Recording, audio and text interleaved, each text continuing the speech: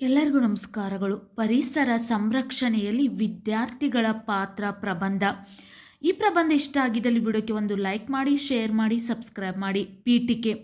ಪರಿಸರ ಈ ಪದವನ್ನು ನಾವು ಸಾಮಾನ್ಯವಾಗಿ ದೂರದರ್ಶನ, ವಾರ್ತಾಪತ್ರಿಕೆ ಮತ್ತು ನಮ್ಮ ಸುತ್ತಮುತ್ತಲಿರುವ ಜನರಿಂದ ಬಳಸಲ್ಪಡುವುದನ್ನು ಕೇಳಿದ್ದೇವೆ. ಪರಿಸರ ಎನ್ನುವುದು ಈ ಹಿಂದಿನಂತೆ ಇಲ್ಲ ಎಂದು ನಮ್ಮ ಹಿರಿಯರು ಹೇಳುತ್ತಿರುತ್ತಾರೆ.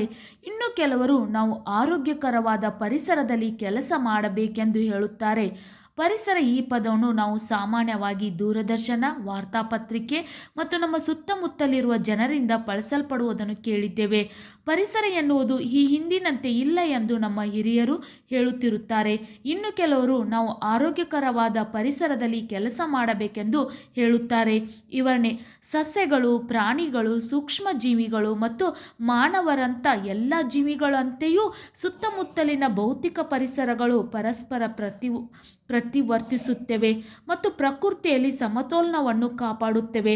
ಪರಿಸರ ಕಾರ್ಯನಿರ್ವಹಿಸುತ್ತಿರುವ ಒಂದು ಪರಿಸರದ ಎಲ್ಲ ಜೀವಿಗಳು ನಿರ್ಜೀವ ಘಟಕಗಳ ಜೊತೆಗೂಡಿ ಪರಿಸರ ವ್ಯವಸ್ಥೆಯನ್ನು ರೂಪಿಸುತ್ತವೆ. ಹೀಗೆ ಪರಿಸರ ವ್ಯವಸ್ಥೆಯು ಜೀವಿಗಳನ್ನೊಳಗೊಂಡ ಜೈವಿಕ ಘಟಕಗಳನ್ನು ಮತ್ತು ಭೌತಿಕ ಅಂಶಗಳಾದ ಉಷ್ಣತೆ, ಮಳೆ, ಗಾಳಿ, ಮಣ್ಣು ಹಾಗೂ ಖನಿಜಗಳೇ ಮೊದಲಾದ ಅಜೈವಿಕ ಘಟಕಗಳನ್ನು ಒಳಗೊಂಡಿದೆ. ಸಸ್ಯಗಳು, ಪ್ರಾಣಿಗಳು, ಸೂಕ್ಷ್ಮ ಜೀವಿಗಳು ಮತ್ತು ಮಾನವರಂಥ ಎಲ್ಲ ಜೀವಿಗಳಂತೆಯೇ ಸುತ್ತಮುತ್ತಲಿನ ಭೌತಿಕ ಪರಿಸರಗಳು ಪರಸ್ಪರ ಪ್ರತಿವರ್ತಿಸುತ್ತವೆ ಮತ್ತು ಪ್ರಕೃತಿಯಲ್ಲಿ ಸಮತೋಲನವನ್ನು ಕಾಪಾಡಿಕೊಳ್ಳುತ್ತವೆ.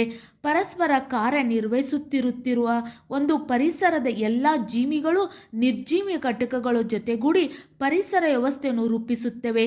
ಹೀಗೆ ಪರಿಸರ ವ್ಯವಸ್ಥೆಯು ಜೀವಿಗಳನ್ನೊಳಗೊಂಡ ಜೈವಿಕ ಘಟಕಗಳನ್ನು ಮತ್ತು ಭೌತಿಕ ಅಂಶಗಳಾದ ಉಷ್ಣತೆ, ಮಳೆ, ಗಾಳಿ, ಮಣ್ಣು ಹಾಗೂ ಖನಿಜಗಳೇ ಮೊದಲಾದ ಅಜೈವಿಕ ಘಟಕಗಳನ್ನು ಒಳಗೊಂಡಿದೆ. ಇಂಥ ಪರಿಸರ ಜೀವಿಗಳಿಗೆ ಜೀವಾಧಾರ ಶಕ್ತಿಯನ್ನು ಹೊಂದಿದೆ. ಪ್ರತಿಯೊಂದು ಜೀವಿಗೂ ಪರಿಸರ ಬೇಕು. ಪರಿಸರ ಇಲ್ಲದೆ ಬದುಕಲು ಸಾಧ್ಯವಿಲ್ಲ. ಆದ್ದರಿಂದ ಪರಿಸರ ಸಂರಕ್ಷಣೆ ನಮಗೆ ಬಹಳ ಮುಖ್ಯವಾಗಿದೆ. ವಿದ್ಯಾರ್ಥಿಗಳು ಪರಿಸರ ಸಂರಕ್ಷಣೆಯಲ್ಲಿ ಪ್ರಮುಖ ಪಾತ್ರ ವಹಿಸುತ್ತಾರೆ ಮತ್ತು ಪರಿಸರದ ಬಗ್ಗೆ ಕಾಳಜಿ ವಹಿಸುತ್ತಾರೆ. ಆದ್ದರಿಂದ ವಿದ್ಯಾರ್ಥಿಗಳು ಪರಿಸರದ ಸಂರಕ್ಷಣೆಯಲ್ಲಿ ಅವರ ಕೊಡುಗೆ ಬಹಳ ಪ್ರಮುಖವಾಗಿದೆ. ವಿದ್ಯಾರ್ಥಿಗಳು ತಮಗೆ ಸಿಕ್ಕ ಅವಕಾಶದಲ್ಲಿ ಪರಿಸರಕ್ಕೆ ದೊಡ್ಡದಾದ ಕೊಡುಗೆಯನ್ನು ನೀಡುವುದು ಸಾಧ್ಯವಿದೆ. ಶಾಂತಿಯುತ ಮತ್ತು ಆರೋಗ್ಯಕರ ಜೀವನ ನಡೆಸಲು ಸ್ವಚ್ಛ ಪರಿಸರ ಅತಿ ಅಗತ್ಯ. ಆದ್ದರಿಂದ ವಿದ್ಯಾರ್ಥಿಗಳು ಇದರ ಬಗ್ಗೆ ಹೆಚ್ಚು ಕಾಳಜಿ ವಹಿಸಬೇಕು. ಪರಿಸರವನ್ನು ಕಲುಷಿತಗೊಳಿಸುವ, ಅಸ್ಥಿರಗೊಳಿಸುವ ಮಲಿನಕಾರಕಗಳನ್ನು ವಾತಾವರಣಕ್ಕೆ ಸೇರ್ಪಡಿಸುವುದು ಕಂಡುಬಂದಲ್ಲಿ ವಿದ್ಯಾರ್ಥಿಗಳು ಇದರ ಬಗ್ಗೆ ತಿಳುವಳಿಕೆ ಮೂಡಿಸಬೇಕು.